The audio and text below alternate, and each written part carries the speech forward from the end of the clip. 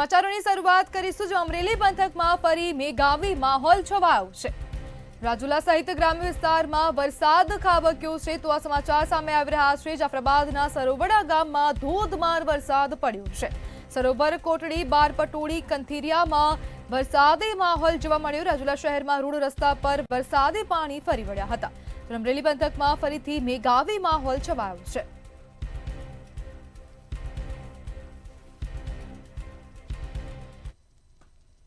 ત્યારે મહુવા પંથકમાં હવે વરસાદી માહોલ જોવા મળી રહ્યો છે તો મહુવાથી આ સમાચાર સામે આવી રહ્યા છે જેમાં મહુવાના ગ્રામ્ય વિસ્તારમાં વરસાદી માહોલ છવાયો છે। 10 દિવસના લાંબા વિરામ બાદ ફરીથી વરસાદી માહોલ જામ્યો છે। મહુવાના રાજાવદર તેમજ બોડી ગામે વરસાદ ખાબક્યો છે જ્યારે ભારે વરસાદને લઈ ગામના રસ્તાઓ પર પાણી વહેતા થયા હતા। ત્યારે પાકને ફાયદાકારક પણ વરસાદ વરસતા ખેડૂતોમાં આનંદ છવાયો છે પરંતુ બાજરી જેવા પાકને આ વરસાદ નુકસાનકારક બનશે તેવી પણ ભીતિ છે। મહુવાના ગ્રામ્ય વિસ્તારમાં મેઘાવી માહોલ છવાયો છે। 10 દિવસના લાંબા વિરામ બાદ ફરીથી વરસાદી માહોલ જામ્યો છે જ્યારે એક તરફ ખેડૂતોમાં ખુશીનો માહોલ પણ છે અને એક તરફ પાક નુકસાનીની પણ ભીતિ છે। ભારે વરસાદ લઈ ગામના રસ્તાઓ પર વરસાદી પાણી વહેતા થયા હતા।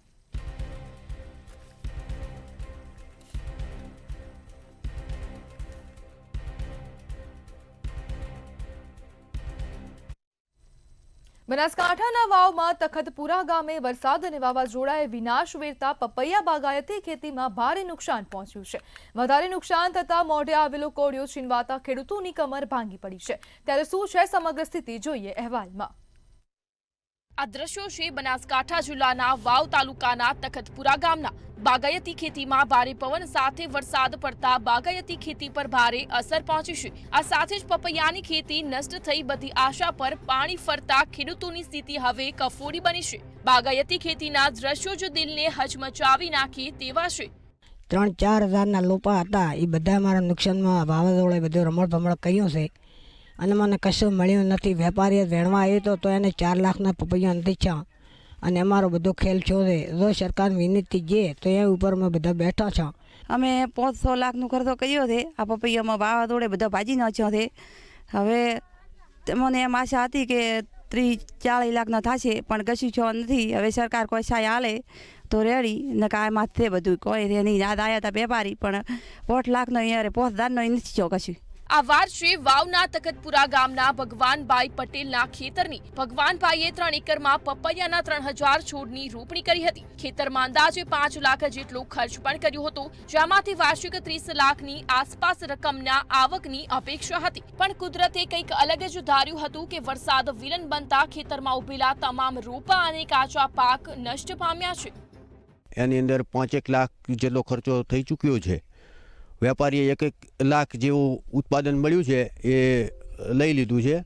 હવે આજે હમણાં જ વેપારીની ગાડી નીકળી એમાંથી માત્ર 5-1 હજાર જેટલા જ રકમ ઊભી થાય એટલા એ પપૈયા લઈ ગયા છે। એટલે આ બધા જ પપૈયા હવે ફેલ થઈ ચૂક્યા છે। વાવાઝોડું જે આવ્યું એ ખાસ કરીને રાત્રે 9 થી 12 વાગ્યાના ગાળામાં જે આવ્યું એની અંદર બધા જ પપૈયા ભાગી નાખ્યા અને અમને બધાને આજે બેબાકડા કરી દીધા છે। મોટું નુકસાન હવે આખા કોણ 4-4.5 વીઘામાં સોંપ્યા છે પપૈયા બધા। ત્યાં કોઈ હમણાં વેપારી આવ્યો તો 5000 રૂપિયા કોઈ જતો છે નહીં। નુકસાન ભારે છે। હવે સરકાર મદદ કરે તો બરાબર છે નકા બધે ત્યાં બીજી ખેતી કરવાની પડશે। ત્યારે ખેડૂત સરકાર પાસે મીડ માંડીને બેઠો છે કે સરકાર કંઈક મદદ કરે તો ખેડૂત આર્થિક નુકસાનમાંથી બચી શકે। સરકારે પણ સર્વે કરી નુકસાન થયેલ ખેતર સુધી પહોંચી જરૂરી મદદ કરવાની તૈયારી બતાવી છે। ત્યારે બાગાયતી ખેતીમાં સરકાર કેટલી સહાય આપે છે તે હવે જોવાનું રહ્યું। વાવ તાલુકાના તખતપુરા ગામે ખેડૂત દ્વારા બાગાયતી ખેતી કરવામાં આવી હતી જેની જો વાત કરવામાં આવે તો લગભગ 3 વીઘા જેટલી જમીનની અંદર 5000 જેટલા પપૈયાના છોડ વાવવામાં આવ્યા હતા। અહીંયા 5 લાખ જેટલી માતબર રકમનો ખર્ચ કર્યો હતો। ખેડૂતને અપેક્ષા હતી કે ક્યાંક ને ક્યાંક આખા વર્ષની અંદર 30 થી 40 લાખ રૂપિયાની આવક થશે પણ છેલ્લા હમણાં 24 કલાકની અંદર જે વાવાઝોડું આવ્યું, આ વાવાઝોડાએ સમગ્ર જે પપૈયાના ઝાડ હતા, ઝાડનો વિનાશ વેરી નાખ્યો છે. તમામ ઝાડ નષ્ટ પામી નાખ્યા છે. અહીંની આજની પરિસ્થિતિની વાત કરવામાં આવે તો લાખો રૂપિયાનું જ્યારે આ ખેડૂતને મોટા પ્રમાણમાં નુકસાન થઈ રહ્યું છે. અહીંયા જે લાખો રૂપિયાનું ખેડૂતને જે નુકસાન જતો આજે ખેડૂતની કમર ભાગી છે, ત્યારે ગુજરાત સરકાર અને ખેતીવાડી વિભાગ ક્યાંક ને ક્યાંક ખેડૂતને બેઠો કરવા માટે આગળ આવે અને જરૂરિયાતમંદ જેટલી જરૂર હોય એટલી મદદ કરે એ જરૂરી છે. પ્રકાશ ત્રિવેદી, મંતવ્ય ન્યૂઝ, બનાસકાંઠા. મુખ્યમંત્રી ભૂપેન્દ્ર પટેલ બનાસકાંઠા પ્રવાસના બીજા દિવસે વાવના માળકા ગામે પહોંચ્યા હતા, જ્યાં તેમણે સ્થાનિક લોકો સાથે સંવાદ કર્યો હતો. સાથે જ માળકા ગામના સ્થાનિક લોકોએ પોતાની મુશ્કેલી અને રજૂઆત મુખ્યમંત્રી સમક્ષ મૂકી હતી. વહીવટીતંત્ર દ્વારા કપરી પરિસ્થિતિમાં આપેલી સેવાઓ બદલ સ્થાનિક લોકોએ મુખ્યમંત્રીનો આભાર વ્યક્ત કર્યો હતો.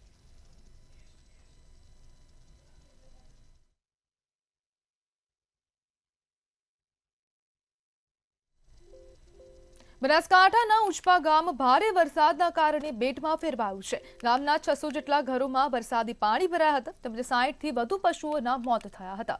દર વર્ષે આ પરિસ્થિતિ સર્જાતા સ્થાનિકોએ કાયમી ઉકેલ લાવવા માટે માંગ કરી હતી. રાતના 1 થી 2 વાગ્યાના ગાળામાં અચાનક પાણી આવતા ઘરોમાં 3 ફૂટ પાણી ચડી અને ઘર વખરી બધી પલળી ગઈ. ગોદડા, બાજરી, ખાવાનું બધું પલળી ગયું છે. માણસ પહેરે લુગડે બહાર નીકળ્યો અને નિશાળમાં રોકાણ કર્યું. અમુક આ ઘરમાં બધે પાણી ફરી વળ્યું. હાલ તમે જોઈ શકો છો, અત્યારે 5 દિવસથી પાણી 3 ફૂટ ગોમ બીવડે ડેહર. બાજરી, જુવાર, ઢોર અને કોઈ ખાવાનું ખેતરમાં કોઈ રહ્યું નથી, બધું સડી ગયું છે. આવી દુઃખદ પરિસ્થિતિ છે ઉચપા ગામની. બનાસકાંઠા જિલ્લામાં જ્યારે સરહદી વિસ્તારની વાત કરવામાં આવે તો જબરજસ્ત જે વરસાદ વરસ્યો હતો, જેને કારણે અનેક ગામડાની આજે દશા અને દિશા બંને ખરાબ છે. મંતવ્ય ન્યૂઝની ટીમ પહોંચી છે વાવ તાલુકાના ઉચપા ગામે. આ ઉચપા ગામની જો વાત કરવામાં તો ગામમાં લગભગ 600 જેટલા ઘર છે. 600માંથી લગભગ 599 ઘરની અંદર પાણી હતું અને એ પાણી 5 ને 6 ફૂટ પાણી હતું. પરિણામે એ આવ્યું કે આ લોકોને સ્થળાંતર કરવાનો વારો આવ્યો અને ક્યાંક ને ક્યાંક ગામની જે શાળા હતી, શાળાની અંદર છેલ્લા 3 દિવસથી આ લોકોએ જીવન ગુજારવાનો વારો આવ્યો હતો. અહીંની જો પરિસ્થિતિની વાત કરવામાં આવે તો હાલ જ્યારે પાણી ઓસર્યા છે ત્યારે ઘરમાંથી પાણી નીકળી ગયા છે, પણ અહીંયા શેરીઓમાં આજે પણ 3 ને 4 ફૂટ પાણી વહી રહ્યા છે. અહીંયા મહત્વની વાત એ પણ ઊભી થઈ રહી છે કે જે થરાદ તરફથી જે બી પાણી આવી રહ્યું છે એ પાણીને લઈને આ ગામને જબરજસ્ત રીતે મોટું નુકસાન થયું છે. ગામની જો વાત કરવામાં આવે તો ગામમાં લગભગ 50 કરતાં વધુ પશુઓના મોત થયા છે. 300 થી 400 લોકો આ પૂર પીડિત વિસ્તારમાં છે. અહીંના જે સરપંચે ઉત્સાહી દ્વારા ક્યાંક ને ક્યાંક સહાયના કાર્ય કરવામાં આવ્યા હતા, પણ હજી સુધી સરકારને જેવી જરૂરિયાત છે અને આ લોકોને બેઠા કરવા માટેનો જે પ્રયત્ન કરવો જોઈએ તો એ પ્રયત્ન થયો જ નથી. કારણ કે અહીંયા આ દ્રશ્યો જ બતાવી રહ્યા છે કે આ પાણીને લીધે આ લોકો કેટલી પરિસ્થિતિ ખરાબ છે. ત્યારે જોવાનું એ રહ્યું કે ગુજરાત સરકાર ક્યાંક ને ક્યાંક આ લોકોને બેઠા કરવા માટે તૈયાર છે. ગુજરાતના સીએમ આજે જ્યારે સરહદી વિસ્તારની મુલાકાતે આવ્યા છે ત્યારે આ ગામ આ વર્ષે તો જે ભોગવ્યું છે, આવનારા વર્ષોમાં ક્યાંક ને ક્યાંક આવી પરિસ્થિતિ ન ભોગવે એ માટે નક્કર કાર્યવાહી કરે એવી આ ગામ લોકોની માંગ છે.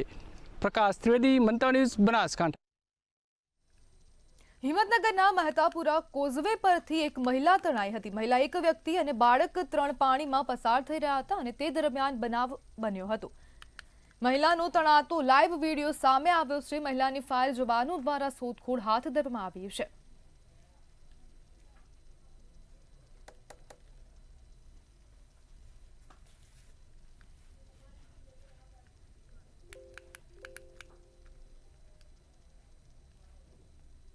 અરવલ્લી જિલ્લાના ધનસુરામાં એક સપ્તાહ અગાઉ પડેલા ભારે વરસાદના કારણે ધનસુરામાં આવેલી શાળા નંબર 3માં વરસાદી પાણી ભરાયા હતા. જે પાણી હજુ પણ ઓસર્યા નથી, જેના કારણે શાળાના શિક્ષણ કાર્ય પર પણ અસર થઈ છે. બાલવાટિકાથી ધોરણ 5 સુધી ચાલતી આ શાળાના 47 બાળકોના શિક્ષણ પર અસર પડી રહી છે. દર વર્ષની સમસ્યાનો કાયમી નિકાલ ક્યારે થશે તેની પર અનેક સવાલો ઊભા થયા છે.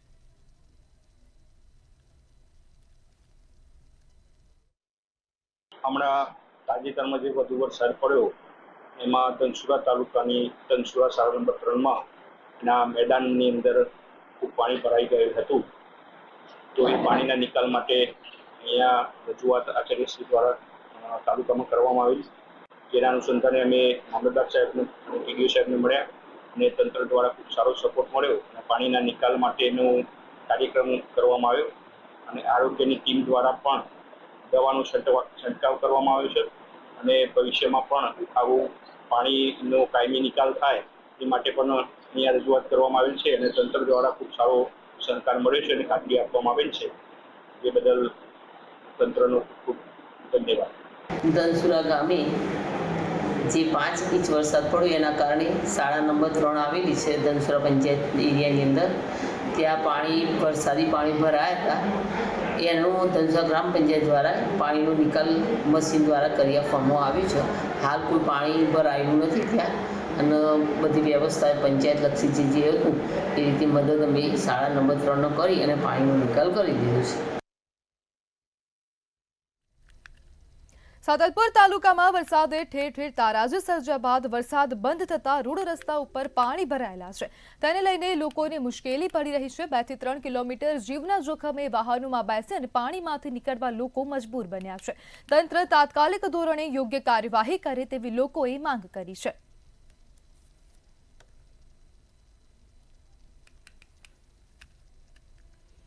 રાજ્યના હવામાનને લઈ હવામાન નિષ્ણાંત નબલાલ પટેલ દ્વારા આગાહી કરવામાં આવી છે. ત્યારે આજથી આવતીકાલ સુધી હવામાનમાં પલટો આવશે તેમજ આગામી 14 થી 20 સપ્ટેમ્બર સુધી વરસાદની શક્યતાઓ સેવાઈ રહી છે. પૂર્વ ગુજરાત, વડોદરા, દક્ષિણ સૌરાષ્ટ્રમાં ભારે વરસાદની આગાહી કરાઈ છે.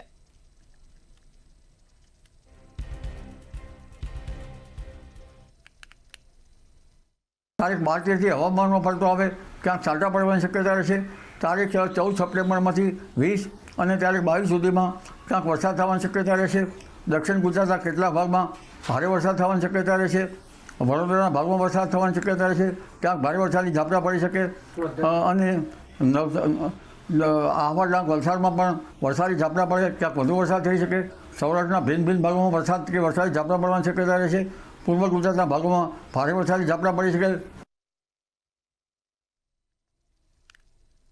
હવામાન નિષ્ણાંત નબલાલ પટેલ દ્વારા નવરાત્રીમાં વરસાદને લઈને આગાહી કરવામાં આવી છે. નવરાત્રીની શરૂઆત વાદળછાયા વાતાવરણ સાથે થશે તેમજ આગામી 24 અને 25 સપ્ટેમ્બરે કેટલાક વિસ્તારોમાં વરસાદ વરસશે. છઠ્ઠા નોરતેથી દશેરા સુધી મધ્યમ વરસાદ પડશે. આગામી 23 સપ્ટેમ્બરથી ભાદરવાની ગરમી પડશે.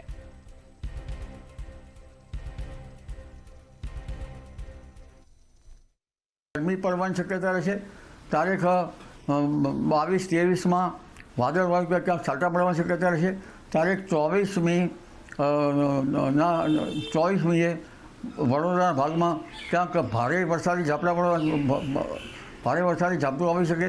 દક્ષિણ ગુજરાતના કેટલાક ભાગમાં ભારે વરસાદી ઝાપટું આવી શકે અને લગભગ સૌરાષ્ટ્રના કેટલાક ભિન્ન ભાગોમાં પણ વરસાદી ઝાપટા પડવાની શક્યતા રહેશે. ઉત્તર ગુજરાતના કેટલાક ભાગમાં પણ હળવો વરસાદ કે વરસાદી ઝાપટા પડવાની શક્યતા રહેશે. અમદાવાદ, ગાંધીનગરમાં પણ ક્યાંક હળવો વરસાદી ઝાપટું પડી જાય.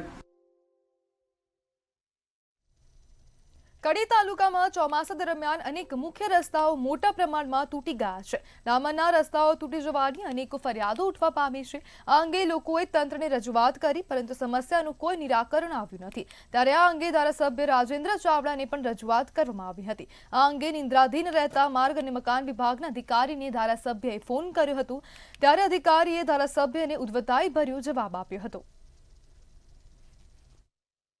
હું મારા મત વિસ્તારના પ્રવાસી હતો અને રાજપુર ગામે 76મો વન મહોત્સવ તાલુકાનો હતો એટલે હું ત્યાં ગયો હતો.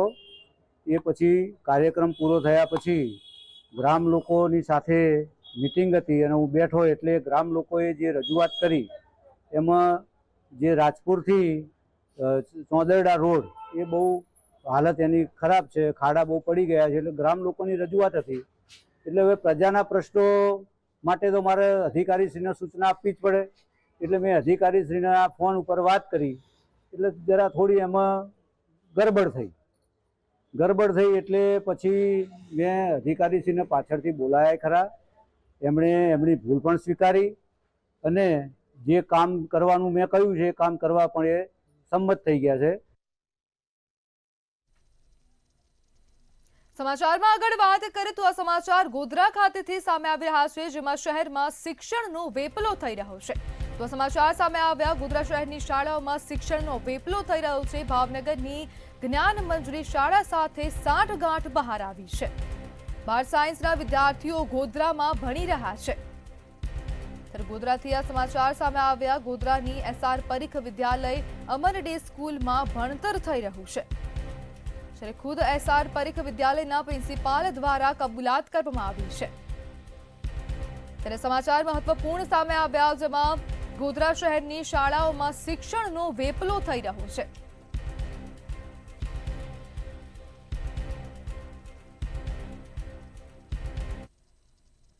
મગફળી પાક છેલ્લા ઘણા વર્ષોથી ભારત અને ગુજરાતના અર્થતંત્રનો એક મહત્વપૂર્ણ ભાગ રહ્યો છે. ભારતના કુલ મગફળી ઉત્પાદનમાં ગુજરાતનો ફાળો આજે 50%થી પણ વધુ છે. મગફળી વાવેતર અને ઉત્પાદન ક્ષેત્રે દેશમાં ગુજરાતનો દબદબો આ વર્ષે પણ યથાવત છે. ખેતીના પાકમાં મગફળીનો પાક એ ગુજરાતનું સેન્ટરનું ખેતી પાક છે.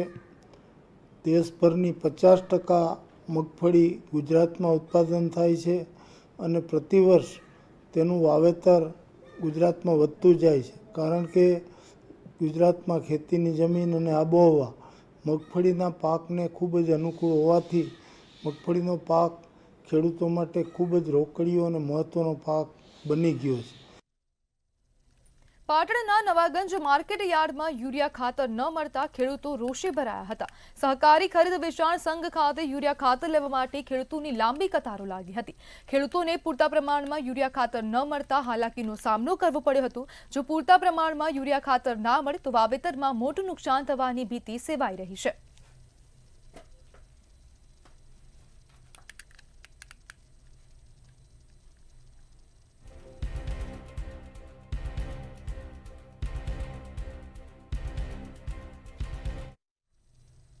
અમદાવાદના અમરાઈવાડી મેટ્રો પિલ્લરથી 200 મીટરના અંતરે જ એએમસીએ ડ્રેનેજ માટે ખોદેલા ખાડામાં બાઇક ચાલક ગરકાવ થયો. રાતના 8:01 વાગે નોકરી પર જઈ રહેલ એક બાઇક ચાલક ટિફિન સાથે ખાડામાં પડ્યો હતો. જોકે આસપાસના લોકો દોડી આવીને ખાડામાંથી બાઇક ચાલકને બહાર કાઢ્યો હતો. ખાડાની આસપાસ કોઈપણ પ્રકારના બેરિકેડ લગાવવામાં આવ્યા નથી અને તંત્રના પાપે નિર્દોષ લોકો ભોગ બની રહ્યા છે.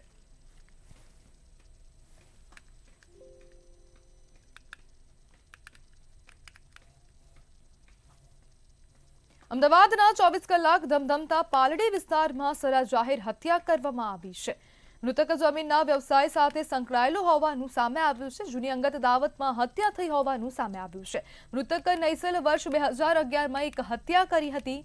હત્યારાઓ નંબર પ્લેટ વગરની સ્વિફ્ટ કારમાં આવ્યા હતા અને નૈસલની હત્યા કરી હતી. હત્યારાઓએ મૃતક નૈસલની રેકી કરી ઘટનાને અંજામ આપ્યો હતો. તો સીસીટીવીના આધારે આરોપીને પકડવાની તજવીજ પોલીસે હાથ ધરી છે.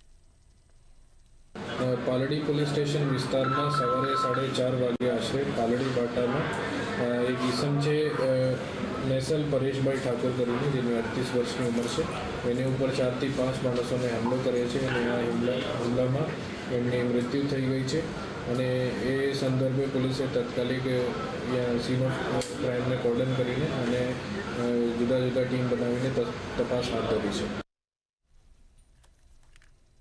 અમદાવાદના પાલડીમાં પોલીસ સ્ટેશનથી 200 મીટર દૂર ભઠ્ઠા વિસ્તારમાં વહેલી સવારે નેસલ ઠાકોર નામના યુવકની નિર્મમ હત્યા થઈ હોવાની ઘટના સામે આવી છે.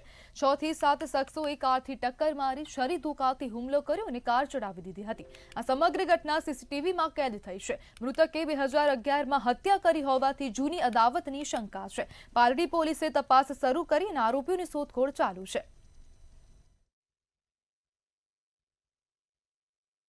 પાલડી પોલીસ સ્ટેશન વિસ્તારમાં સવારે 4:30 વાગે આશરે પાલડી બાટામાં એક ઈસમ છે નેસલ પરેશભાઈ ઠાકોર કરીને, જેની 38 વર્ષની ઉંમર છે. એની ઉપર 4 થી 5 માણસોને હુમલો કરે છે અને આ હુમલામાં એમની મૃત્યુ થઈ ગઈ છે. અને એ સંદર્ભે પોલીસે તાત્કાલિક સીન ઓફ ક્રાઇમને કોર્ડન કરીને અને જુદા જુદા ટીમ બનાવીને તપાસ હાથ ધરી છે. હત્યા થઈ છે, કોણ હતું ને જે રીતના ઘાતકી હત્યા થઈ, શું કારણ લાગી રહ્યું છે? પ્રાથમિક દ્રષ્ટિએ કોઈ જૂની અદાવત હોય છે એવી દિશામાં પોલીસ તપાસ કરે છે અને સીસીટીવી ઉપર જો પણ આપણે તપાસ ચાલુ છે. અમદાવાદના રામોલમાં અપહરણ અને ખંડણીના કેસના આરોપીએ પોલીસ પર હુમલો કર્યો હોવાની ઘટના સામે આવી છે. જમીન દલાલનું અપહરણ કરી 52 લાખની ખંડણી વસૂલનાર ગુનેગાર સંગ્રામસિંહ સિકરવારે ફરી ગુનાહિત કૃત્ય આચર્યું. ક્રાઇમ બ્રાન્ચની ટીમ તેને મોડી રાત્રે રિવરફ્રન્ટ પાસે તપાસ માટે લઈ જતી હતી ત્યારે તેણે પીઆઈની રિવોલ્વર છીનવી ભાગવાનો પ્રયાસ કર્યો. ઝપાઝપીમાં 2 રાઉન્ડ ફાયર થયા, જેમાં એક ગોળી આરોપીના પગમાં વાગી અને 2 પોલીસ કર્મીઓ ઘાયલ થયા. આરોપી અને ઘાયલ પોલીસ કર્મીઓને સિવિલ હોસ્પિટલમાં દાખલ કરવામાં આવ્યા છે. આ મામલે ક્રાઇમ બ્રાન્ચે વધુ તપાસ શરૂ કરી છે. ક્રાઇમ બ્રાન્ચે ગઈકાલે રાત્રે રામોલ પોલીસ સ્ટેશન પાસેથી આરોપીઓની કસ્ટડી મેળવી અને ક્રાઇમ બ્રાન્ચ લાવતું હતું. રસ્તામાં રિવરફ્રન્ટની પાસે આ સંગ્રામ જો મુખ્ય આરોપી છે આ પીઆઈ જડેજાની બાજુમાં બોલેરોમાં હતા. એની બાજુમાં ક્રાઇમનો કોન્સ્ટેબલ હતો, આગળ પણ હતો ને ડ્રાઈવર ચલાવતો હતો. એને ત્યાં પીઆઈ એસજે જડેજાની જો સર્વિસ રિવોલ્વર છે એનો છીનવાનો પ્રયાસ કર્યો અને ઝપાઝપીમાં 2 રાઉન્ડ ફાયર થયા અને 1 રાઉન્ડ એને પગમાં વાગ્યું હતું. તાત્કાલિક પોલીસ એને સિવિલ હોસ્પિટલ લઈને આવ્યો હતો. ત્યારે વડાપ્રધાન નરેન્દ્ર મોદી ફરીથી ગુજરાત આવશે તો આ મહત્વપૂર્ણ સમાચાર સામે આવી રહ્યા છે, જેમાં વડાપ્રધાન નરેન્દ્ર મોદી ફરીથી ગુજરાતને પ્રવાસે આવવાના છે. પ્રધાનમંત્રી નરેન્દ્ર મોદી ફરી ગુજરાત આવશે. આગામી 20 સપ્ટેમ્બરે વડાપ્રધાન ભાવનગરની મુલાકાતે આવશે. ભાવનગરમાં પીએમ મોદીનો ભવ્ય રોડ શો પણ યોજાશે. એરપોર્ટથી મહિલા કોલેજ સુધી રોડ શો યોજવામાં આવશે. વડાપ્રધાન નરેન્દ્ર મોદી ફરીથી ગુજરાતની મુલાકાતે છે, જ્યારે જીએમબી અને શિપિંગના કાર્યક્રમમાં પીએમ મોદી હાજરી આપશે.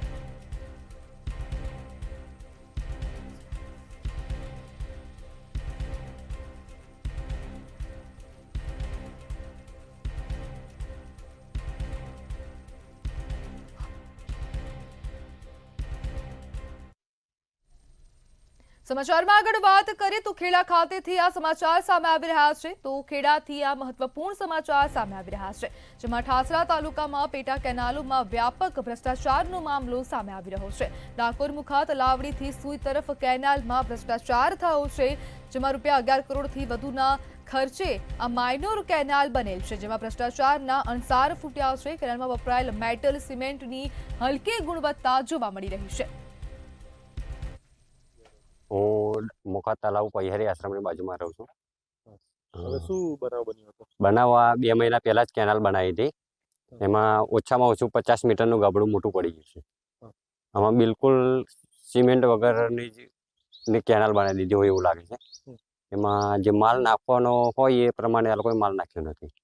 અને જો પાછળના અત્યારે બધા ખેડૂતોને તકલીફ તો છે જ. આ કેનાલ જો વહેલી કદાચ ચાલુ ના થાય તો પાછળના ખેડૂતોને વરસાદ રોકાઈ જવાના કારણે બહુ મોટી તકલીફ ઊભી થઈ એવી છે. તમે કોઈ જગ્યાએ વાત કરી ખરી? અમે એકાદ જગ્યાએ વાત કરી હતી, પણ એ લોકો કોઈ જોવા આવ્યા નથી. ત્યારે આણંદથી આ સમાચાર સામે આવી રહ્યા છે, જેમાં અમૂલના પ્લાન્ટમાં દુર્ઘટના સર્જાઈ છે. તો આ સમાચાર સામે આવી રહ્યા છે. આણંદથી અમૂલ ડેરીના બાયોગેસ પ્લાન્ટમાં દુર્ઘટના સર્જાઈ. બાયોગેસની લાઇનના બલૂનમાં મોટો બ્લાસ્ટ થયો છે. તો આણંદથી આ સમાચાર સામે આવી રહ્યા છે. કામદારો, અધિકારીઓ સહિત કેટલાય લોકો ઇજાગ્રસ્ત થયા છે. તમામ ઇજાગ્રસ્તોને હોસ્પિટલ સારવાર અર્થે ખસેડવામાં આવ્યા છે. ત્યારે ઈટીવી પ્લાન્ટ પાસે વેલ્ડિંગની કામગીરી દરમિયાન આ દુર્ઘટના સર્જાઈ છે, જેમાં અનેક કર્મચારીઓ અને અનેક કામદારો દુર્ઘટનાગ્રસ્ત થયા છે. ત્યારે બ્લાસ્ટની ઘટનાને લઈને આસપાસના લોકોમાં ભયનો માહોલ પણ ફેલાયો છે. જો કે ઘટના અંગે હજુ ડેરી તરફથી સત્તાવાર કોઈ પુષ્ટિ કરવામાં આવી નથી. રોજ 10 મિનિટ પહેલા આપણને ઇન્ફોર્મેશન મળી છે કે અમૂલમાં પાછળ જે બાયોગેસ પ્લાન્ટ છે ત્યાં લીકેજ થવાથી બ્લાસ્ટની ઘટના બની છે. ત્યાં આઉટસોર્સથી જે વેલ્ડિંગનું કામ કરતી જે ઓર્ગેનાઇઝેશન હતા એના 7 વર્કરોને બર્ન્સ રિપોર્ટ થયા છે. તાત્કાલિક ધોરણે તેઓને હાલ અહીંયા કરમસદ હોસ્પિટલ ખાતે શિફ્ટ કરવામાં આવ્યા છે અને હાલ એમની સારવાર પ્રક્રિયા ચાલુ થઈ ગઈ છે. ટૂંક સમયમાં તેઓની સારવાર થઈ જાય તેવું આપણે ડૉક્ટર પાસેથી કમ્યુનિકેટ કર્યું છે. કયા પ્રકારે ઘટના બની હતી અને લઈને કોઈ તપાસ કરવામાં આવશે? અમૂલની ટીમ સાથે મારી ચર્ચા અત્યારે ચાલુમાં છે. અત્યારે સૌથી પહેલી પ્રાયોરિટી તમામ જે લોકોને ઈજા પહોંચી છે તેઓને સારવાર આપવાની છે. કયા કારણોસર ઘટના બની છે તેની વિગતવાર તપાસ કરવામાં આવશે.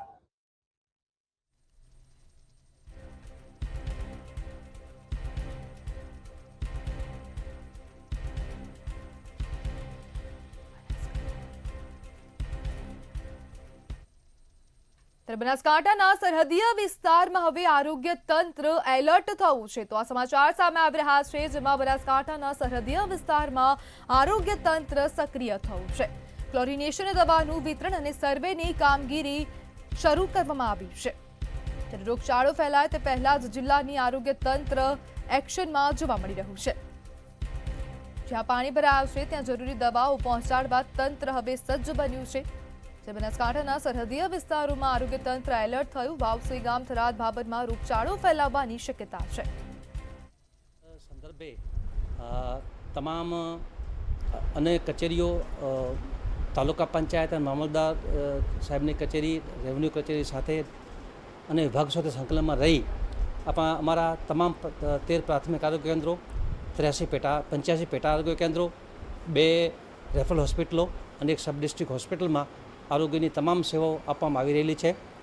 તમામ ગામોનું આરોગ્ય ટીમો દ્વારા male health worker, female health worker, CHO, ASHA બહેનો દ્વારા મુલાકાત લઈ ડસ્ટિંગની કામગીરી કરેલ છે.